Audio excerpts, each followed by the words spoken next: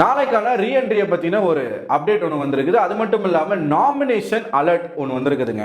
அதாவது இது 14வது வாரம் அப்படிங்கிறதுனால ஆஸ் யூஷுவல் எல்லா சீசன்லையும் என்ன நடக்கும் அப்படின்னு பார்த்தீங்கன்னா hall house nomination, full house nomination. யாருக்கும் போய் ஓட் போட வேண்டிய அவசியம் இல்லை. ஏன்னா இருக்கிற 7 பேருமே நாமினேஷனுக்கு வந்துட்டாங்க. இவங்க எல்லாரும் நேரடியாக மக்களை சந்திக்க போகிறாங்க. இப்போ தெரியும் எவனுக்கு எவ்வளோ ஓட் பேங்க் இருக்குது அப்படின்னு சொல்லிட்டு. இத்தனை நாளாக ஒருத்தனை மாற்றி ஒருத்தனுக்கு போட்டு காப்பாற்றிட்டு இருந்தீங்க இல்லையா, அந்த கேவலமான ஒரு ட்ரிக்ஸ் இனிமேல் வேலை செய்யாது. இந்த வாரம் வேலை செய்யாது, அவ்வளோதான், முடிஞ்சு. எல்லாரும் மக்களை ஃபேஸ் பண்ணணும். மக்களை ஃபேஸ் பண்ணி உன்னுடைய உண்மையான ஓட் பேங்க் என்ன அப்படிங்கிறத இப்போ தான் நம்ம இந்த வாரத்தில் தான் தெரிஞ்சுக்க போகிறோம். ஆனால் தயவுசெய்து நான் இப்பயே சொல்லிடுறேன், மறுபடியும் தற்கொலைத்தனமாக போய் அன்அஃபிஷியலை விழக்கூடாது. அஃபிஷியலை பற்றி தான் நம்ம பேசிக்கிட்டு இருக்கோம். அஃபிஷியலில் என்ன ஓட்டிங் வருதோ அதுதான் உண்மையான ஒரு ஓட்டிங்காக இருக்கும், சரிங்களா? ஸோ இதில் என்ன அப்படின்னு பார்த்தீங்கன்னா ஆல் ஹவுஸ் நாமினேஷன் எல்லாருமே வந்துட்டாங்க. ஸோ அது ஒரு பக்கம் நடக்க போகுது. ரீஎன்ட்ரி அப்படின்ற ஒரு விஷயம் நாளையிலேருந்தே தொடங்குறாங்க விஜய் டிவியில். வர்றவங்க எல்லாருமே 19 பேர் வரப்போகிறாங்க. 12 பேர் வரப்போகிறாங்க. வர்றவங்க எல்லாருமே அடுத்த 2 வாரமும் அங்கே தான் தங்க போகிறாங்க, புரியுதுங்களா? அடுத்த வாரத்தோடு அவங்க கிளம்ப போகிறது கிடையாது. 2 வாரமும் தொடர்ச்சியாக அவங்க அங்கே தான் தங்க போகிறதாக ஒரு செய்தி வந்திருக்கு.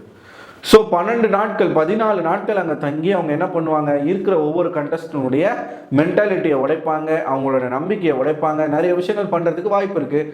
ஏன்னா அந்த மாதிரி ஆட்கள்லாம் இருக்காங்க இல்லையா? ஸோ அவங்கெல்லாம் சிறப்பான சம்பவத்தை செய்வாங்க. சரி, இப்போ நாளைக்கு யாரெல்லாம் உள்ளுக்குள்ளே போகிறாங்க அப்படின்னு பார்த்தீங்கன்னா ரீஎன்ட்ரியில் முதல் ஆளாக ஃபேட்மேன் அவர்கள் எப்படி வரும்போதும் முதலாளாக வந்தாரோ அதே மாதிரி அப்பயும் ஃபேட்மேன் அவர்கள் தான் முதலாளாக உள்ளே போயிருக்கிறாரு. இவர் நிச்சயமாக யாருக்கான ஒரு சொம்பா இருப்பார், முத்துக்குமரனுக்கு தான் ஒரு சொம்பா இருப்பாரு. முத்துக்குமரா நீ ஜெயிச்சிருவ, நீ பணப்பெட்டி எடுக்காத அப்படிங்கிறத போன உடனே சொல்லிட போறாரு. இது ஒன்று நடக்குது. அடுத்து சுனிதா பயங்கரமான ஒரு டஃப்பான ஒரு பிளேயர், பயங்கர வாய்ஸ் இருக்கக்கூடிய ஒரு பிளேயர், போல்டான ஒரு கேரக்டர் அவங்க, சரிங்களா? அப்படிப்பட்ட ஒரு ஆள் டக்குன்னு ஒரு இடத்துல வெளியேறினது எல்லாருக்கும் ஒரு ஏமாற்றமாக தான் இருந்துச்சு. பட் இருந்தாலும் சுனிதா அவர்கள் நாளைக்கு ரீஎன்ட்ரிக்கு வராங்க. ஸோ அவங்க எனக்கு தெரிஞ்சு என்ன வேணா பண்ணலாம். இப்போ என்னை கேட்டால் நான் ஒரு விஷயத்தை யோசிப்பேன், அன்ஷிதாவையும் தர்ஷிகாவையும் ஏமாத்துனதுக்காக விஷால் ஏதாச்சும் கேள்வி கேட்கறது வாய்ப்புகள் இருக்கா?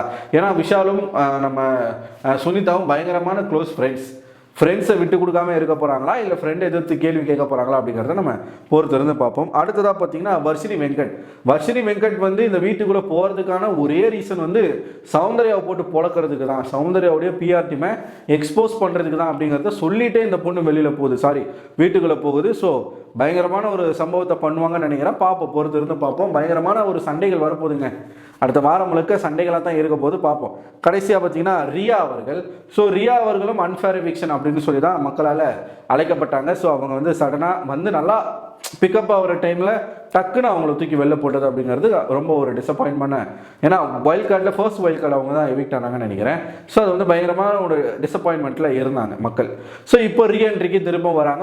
என்ன பண்ண போகிறாங்க அப்படிங்கிறத நம்ம பொறுத்திருந்து பார்க்கணும். இப்போ மஞ்சரி இருக்கும்போது பயங்கரமான சப்போர்ட் மஞ்சரிக்கு கொடுத்தாங்க, அண்டு சுனிதாக்கு கொடுத்தாங்க.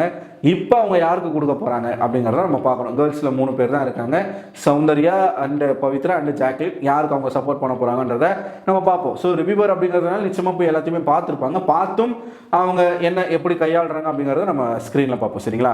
நெக்ஸ்ட் கடைசியாக அர்ணவ் சாம்பார் ஆப்பு. எனக்கு அதான் அர்ணவ் வீட்டுக்குள்ள ஒரு லேடிஸ் சைக்கோ ஒரு காப்பில் பொண்ணுங்களை பார்த்தாலே லவ் இழுத்தக்க ஆசையா, காதல் பண்ண ஆசையா அப்படின்னு சொல்லி சுத்தக்கூடிய ஒரு மனநலம் குன்றிய ஒரு பர்சனாக தான் நான் விஷாலை பார்க்குறேன். என் வாழ்க்கையிலேயே இப்படி ஒரு பையனை நான் பார்த்துடவே கூடாது அப்படின்னு நினைக்கிறேன்னா அது விஷாலை தான். ஏன்னா எந்த அளவுக்கு தன்னுடைய சுயநலத்துக்காக ஒரு ஃபீலிங்ஸ் எமோஷன்ஸை வச்சு ஒருத்தனால விளையாட முடியும் அப்படின்றது நமக்கு சீரியஸாக தெரியல. அந்த அளவுக்கு ஒரு ப்ளே பண்ணி ரொம்ப அழகாக அதை எக்ஸிக்யூட் பண்ணி கொண்டு போய் இவன் யார் கூட 2 பேர் கூட இருந்தாலும் அந்த 2 பேருமே வீட்டுக்கு அனுப்பிட்டான். ஒன்று தர்ஷிகா, இன்னொன்று நம்ம அன்ஷிதா. சரி, இப்போ தர்ஷிகா அனுப்புனது தர்ஷிகாவே கேட்டுப்பாங்க.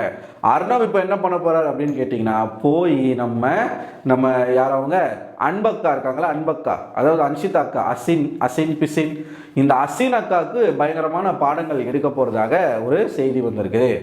பயங்கரமாக, அதாவது அசின்னா அன்ஷிதாவுக்கு இல்லை, அன்ஷிதா மேட்ரு மூலமாக விஜய் விஷாலுக்கு அந்த ஒரு விஷயம் நடக்க போகிறதாக சொல்லிக்கிட்டு இருக்காங்க. விஷால் கிட்ட சரமாரியான கேள்விகள் அப்படிங்கிறது கேட்கப்பட போகிறது அப்படின்னா ஒரு விஷயம் வந்து வெளியில் பேசிக்கிட்டு இருக்காங்க. ஸோ இது நடக்குமா அப்படின்றது நம்ம வந்து பொறுத்து தான் பார்க்கணும். சரிங்களா? அர்ணவ் போவான், எப்படி இருந்தாலும் அர்ணவ் வந்து போயிடுவாப்புல வீட்டுக்குள்ளே. பட் அவர் போய் விஷாலை கேட்பாரா, விஷால் கிட்ட சண்டை போடுவாரா அப்படிங்கிறது நமக்கு உறுதியாக இன்னும் தெரில. ஏன்னா அவருக்கு பெருசாக அன்ஷிதா மேலே இன்ட்ரெஸ்ட் இல்லாத மாதிரி தான் இருந்துச்சு. ஏதோ ஒரு கட்டம் வரைக்கும் வந்து 2 பேரும் ஒன்றா இருந்தாங்க. பட் அதுக்கு மேலே என்ன ஆச்சுன்னு தெரில. ராணுவ வந்து ஒரு மாதிரி டிஸ்டன்ஸ் கீப் அப் பண்ண ஆரம்பிச்சார் அன்ஷிதா கிட்ட. அந்த வீட்டுக்குள்ளேயும் சரி வெளியிலையும் அன்ஷிதா போனதுமே நான் அர்ணவை பார்த்து பேசி அந்த ரிலேஷன்ஷிப்பே நான் முடிக்க போகிறேன், ஏன்னா நான் ரொம்ப அனுபவிச்சிட்டேன், ரொம்ப கொடுமையை அனுபவிச்சிட்டேன், என்னை பயங்கரமாக பண்ணிட்டாங்க அப்படின்னு சொல்லி பயங்கரமாக புலம்பிட்டு இருந்தாங்க அன்ஷிதா. ஸோ வந்து என்ன பண்ண போகிறாங்க அப்படிங்கிறத நம்ம பார்க்கணும். கடைசியாக இந்த வீட்டுக்குள்ளே நுழைய போகிறது யார் அப்படின்னு பார்த்தீங்கன்னா, அவள் சாம்பர் ஆப்பு எனக்கு அப்படின்னு சொல்லிட்டு வராண்டா, அவன் மாமன் வராண்டா அப்படிங்கிற மாதிரி விஷாலுக்கு சொல்லணும். ஏன்னா அர்ணவ் போகிறாப்புல, அர்ணவ் போய் 2 விஷயத்தை வச்சு விஷாலை போட்டு புழக்கிறதுக்கு வாய்ப்புகள் இருக்குது. ஒன்று தர்ஷிகா மேட்டரு, இன்னொன்று அன்ஷிதா மேட்ரு. அன்ஷிதாவுக்கும் அர்ணவுக்கும் பயங்கரமான பிரச்சனைகள். அன்ஷிதா வெளியில் போகும்போது நான் வந்து ரொம்ப கொடுமையை அனுபவிச்சிட்டேன் ஒருத்தனால, நான் வெளியில் போனதுமே அவங்ககிட்ட போய் பேசிட்டு நான் வந்து குட் பை சொல்ல போகிறேன் அப்படின்னு சொல்லிட்டு சொல்லியிருந்தாங்க அன்ஷிதா. அது வீட்டுக்குள்ளே வெளியில் வந்து ஒரு இன்டர்வியூலாம் கொடுத்துருந்தாங்க. அந்த இன்டர்வியூலாம் நீங்கள் பார்க்கணுமே, ஐயோ அப்பா என்ன, அதான் சொல்கிறேன்ல, நான் தலைகீழாகத்தான் குதிப்பேன்ற மாதிரி அப்படி ஒரு பெல்ட்டி அடிச்சாங்க பாருங்க, வேற லெவல். அதை வந்து நான் இன்னொரு வீடியோவில் சொல்கிறேன். ஸோ அர்ணவ் அவர்கள் போய் விஷால் அட்டாக் பண்ணுவாரா அப்படிங்கிற ஒரு மெயினான ஒரு கொஸ்டின் இருக்குது.